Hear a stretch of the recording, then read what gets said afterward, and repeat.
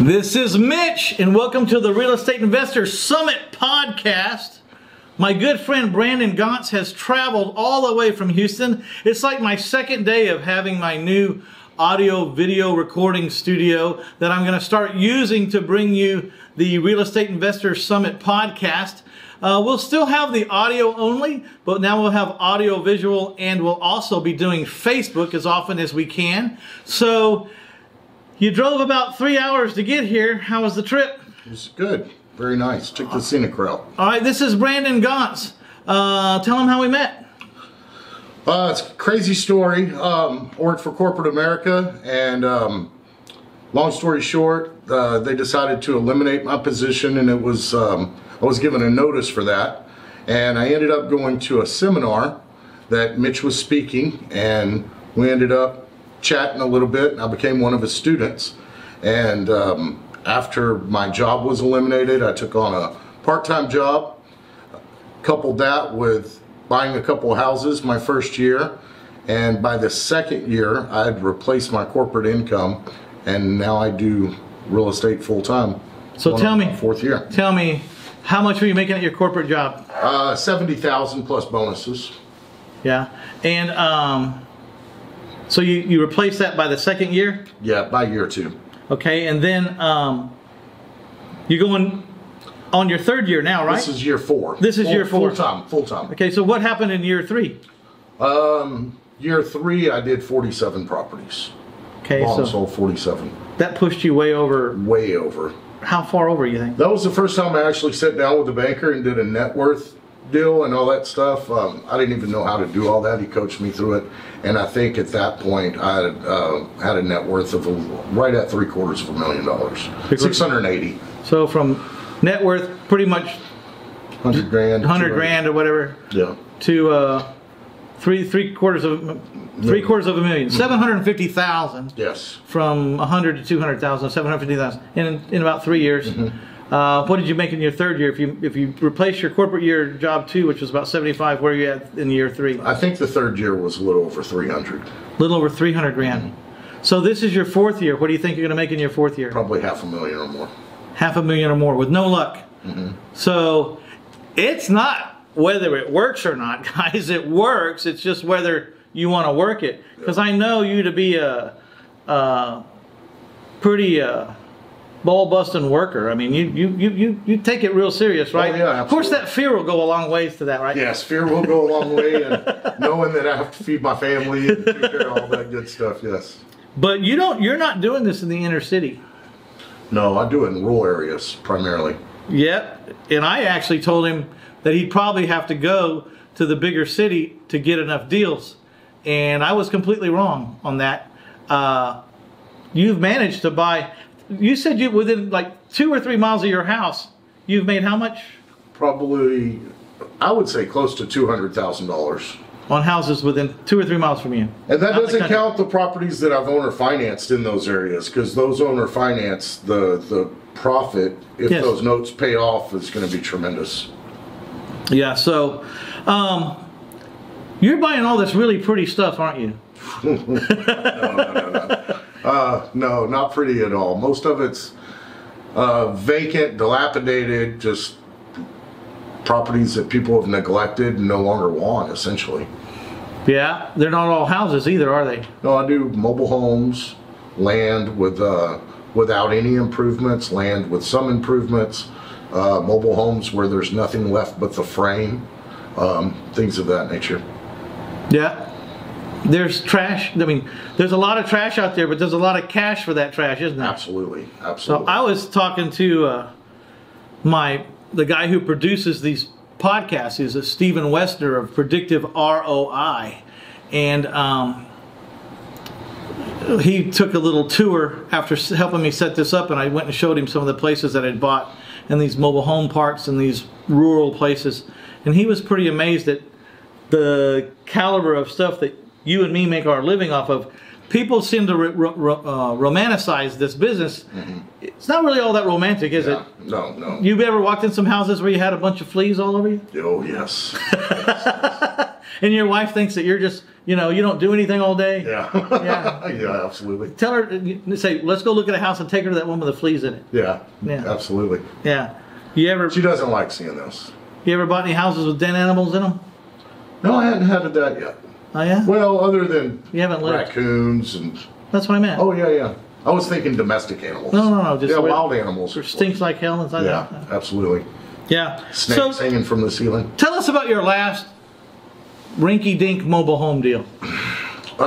2 weeks ago, I closed on a little, I don't even know what year mobile home this one was. Because it didn't matter. It still had 2x2 walls. It was on a small lot right in the heart of the city, actually, near where I live. And it's in a super area of really high demand and low vacancies. So I paid a little too much for this property, $28,000 after closing costs and everything. The house was in pretty poor condition. The bones were solid, but the floor was particle board, so obviously it was, deteriorating. There was a small leak in the roof, and over the years that had caused the ceiling to drop and fall down. Anyway, long story short, purchased it, closed on it about a week, 2 weeks ago. Finally got a gentleman over there to look at it yesterday. He asked how much I would owner finance it to him for. I explained $55,000 with $10,000 down, and he made me a cash offer of $40,000, and we're going to close on it on Monday. So a little quick $12,000 pop just on something that everyone had been walking by for a long time. Yeah. How long? Do you know how long it had been vacant? 4 years. 4 years. So this is part of the problem. I'm trying to get all the real estate agents and brokers out there to understand this. There's things that you don't want to spend a dime or a dime of your money on, or a second of your time on, but you're walking past properties that he and I will be interested in. You just need to call us and tell us. You don't need a listing agreement or anything with us. If you tell me about a property and I go buy it, you're getting a check from me one way or the other. You're the same exact way. Yeah. Now, 500 to 1,000, who knows? Maybe even 2,000 bucks if it's a really good deal. But you're going to get at least something for instead of nothing, because we deal in your trash. Help us turn your trash into cash, because I bet you there's not one, but there's probably 100,000 realtors out there right now within earshot of me that have turned down a listing because the house was so crummy or there wasn't enough time. Like maybe the house was going to be foreclosed on in the next 4 days and it wouldn't, it just was too tight on the time frame. We want to know what those addresses. We need to, and give yourself a chance to get paid from us. I've been in houses like that and not been able to close them because they had title issues or something. Yep. That's another reason you guys don't take the listing. Can't get the title issues straight. We want to know about that. We fix title issues, Absolutely. Right? Or maybe we'll decide to take our chance and buy it anyways. But sometimes it takes a month or a year to get that done. We still send a check to the guy that referred it to us, because we always know who referred us the house, because we make a living impressing agents and brokers out there that, wow, they had long since forgot about this house, and here comes this money out of the blue. Yep. Pennies from heaven, or you know what I mean? And a $500 check, a $1,000 check out of the blue, that's got to make anybody's day, right? Absolutely. I had a perfect example of that last year. I was turned on to a piece of property from someone, paid them when I purchased the property, but it took a year and a half to do it, and there were 27 heirs in 7 states. But we finally got everything done. Once it was done, paid the person who gave me the lead, put it on the market, sold everything within a week. Wow. But a year and a half later, the person that gave you that address still got paid. That's Absolutely. the point. $1,000. That's the point. $1,000. And that's why, as time goes on, if you're that kind of person and you make sure you find the person, no matter how long it's been, no matter how long ago that agent forgot about that lead, go ahead and get them paid on it, because you'll be one of the guys, maybe 22 years later like me, where half my deals walk in the door. Yeah. Because they're not going to give that lead to anybody else. I'm the only one they know that'll make sure they get paid in 2 years, if that's how long it takes to close. Absolutely. Yeah, so you're reaching another milestone too. You bought my mentorship on your wife's birthday, right? Yep. And you're in the third year right now, or you just finished your third year. Starting year 4. Yeah, you're starting year 4, and at the end of year 4, on your wife's birthday again, what are you going to do? She will retire, hopefully, from corporate America. Hopefully. We'll retire. We'll see. Okay, so then what's going to happen? Is she going to work in the business with you? I don't know yet. Don't do it. Don't do it. Don't do it. Yeah. Let her do something else. Yeah. No, I don't know. Whatever she wants to do. I don't know. I'm just kidding. But seriously, having family in the business is hard. Plus, you want to go on vacation with your family or your wife. Absolutely. Then you got 2 pieces of your business going now. Yep. So the point was to be free, right? Yeah. So be careful when you start getting all your family involved, because absolutely, you're going to tie it all up in your business. Yeah. Good point. What was your biggest low? I mean, what was your lowest low? My lowest low. When I left corporate America, I was given a 6-month severance. That really helped. I picked up a small little part-time job in the interim that allowed me to go out and drive for dollars looking for vacant properties. That was pretty successful. I was able to do a couple small little deals, $2,000, $3,000 here and there. That helped support everything. And then as my severance run out, I had another property that I'd already purchased, but was waiting on the sale to close. And it was coming up on Christmas and things were getting super tight. And I actually went and applied at Papa John's Pizza and went through all the training, and I know how long to cook a pizza for and all that stuff. And I left there and I called you and said, hey, I'm thinking about working at Papa John's, even though I'd already applied. And you advised me to just go keep finding houses, keep looking for houses. So I called Papa John's back and said, sorry, I won't be back. Within a week, the house I'd been waiting on to close finally did. That was $27,000, and that was a week before Christmas. So it was a pretty good week. So you had your low and your high in the same month? Yes, yeah, the same month of the first year. Yep. Yeah. Yep. So what is there a high that stands out? Honestly, as silly as it sounds, I think that my high was paying you for your mentorship. Well, thank you.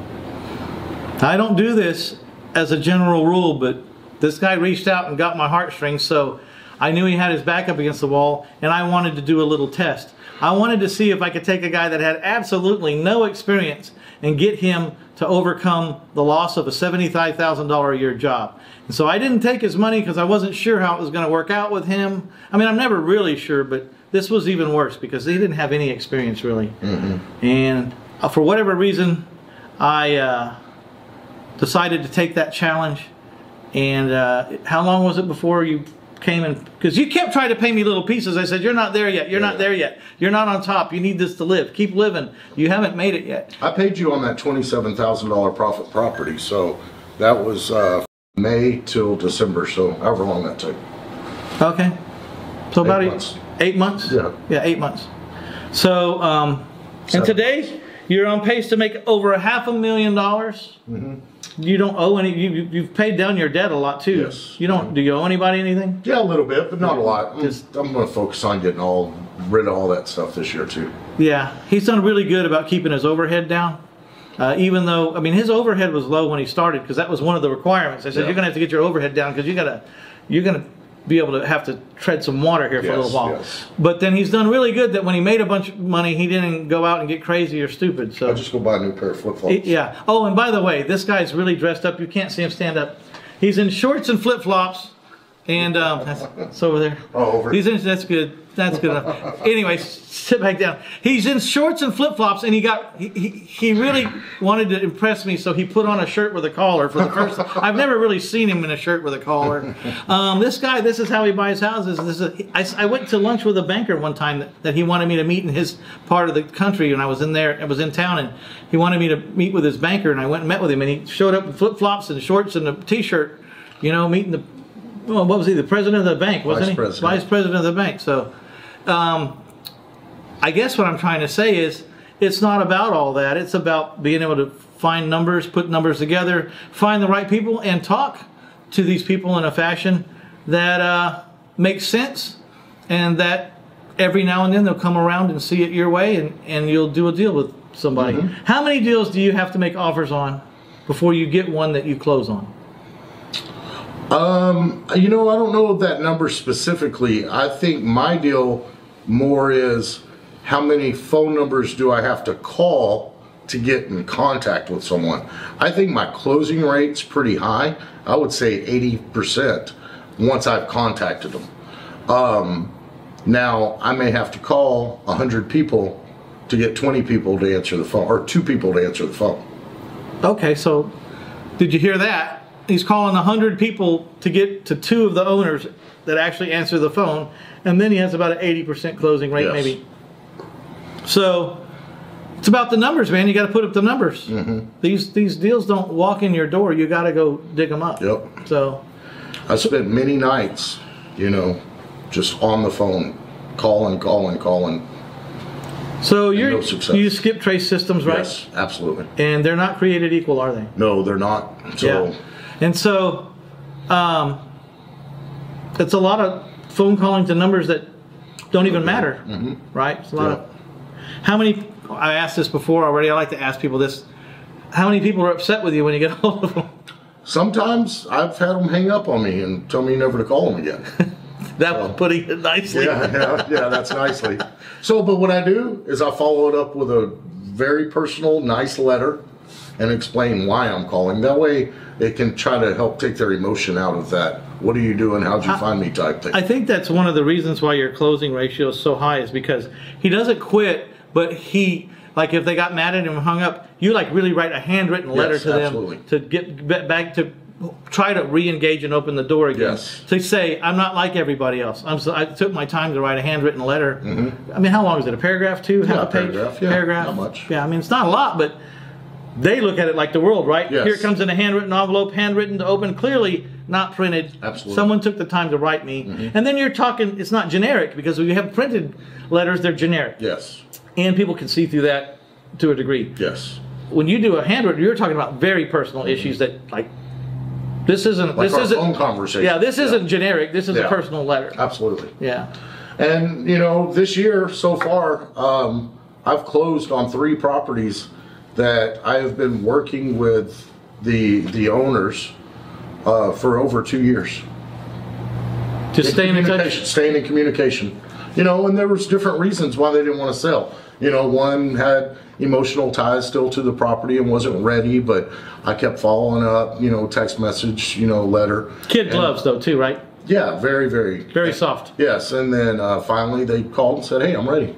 You know, another similar situation happened with a property where the sister was disinterested, but the other sister wanted to sell, but you know, they finally both came around and they said they had other people call, but since they had been in communication with me for so long, they trusted me. Yep, there you go. So, all right, everybody on Facebook, do me a favor. Send a lot of love to him. This guy drove all the way from Houston, so hit those little hearts if you'll just push your heart button there.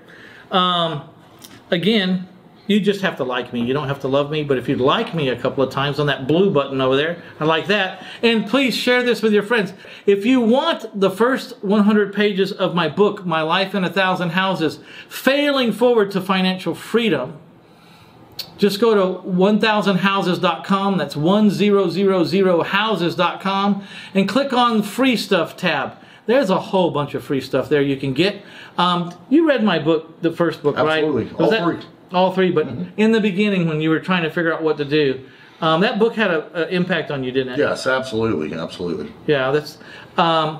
It's not a how-to book, that first one. The other 2 are, but the first one's just kind of like a story of getting knocked down and getting back up, which was you could relate to because you're getting living it. Yeah, you were living it. You're getting knocked down like right now. They're fixing to knock me down. Yeah. Yeah. So that's good. All right, you guys. If you're interested in the Tuesday night group calls, just call 1-800-551-7807. Talk to Bo and find out what it's all about. If you're interested in one-on-one mentoring, you can call the same number, 1-800-551-7807. Talk to Bo, and if we're likely a match or we think we can be a good match together, he'll get you in touch, and you and I will have a personal one-on-one conversation to further explore if it will be good for both of us to get together. Because I don't want to do if it's not good for both parties. Yes. So I've always been fair that way. I've been fair with you on how we handle it, and you've been more than fair with me because you. I owe you a lot. Well, no, but you've been more than... No, you don't owe me anything. I know I don't owe you anything, but, I mean, meeting you really did change my life. Well, thank you, man. So... All right. Well, who knows? Maybe we can change some more lives before this year's over. This is Mitch Stephen. Thanks for stopping by to get you some Brandon Gaunce. I'm here with the Real Estate Investor Summit podcast, and we're going to wrap it up today. We're out of here. Say goodbye, Brandon. Goodbye. Bye.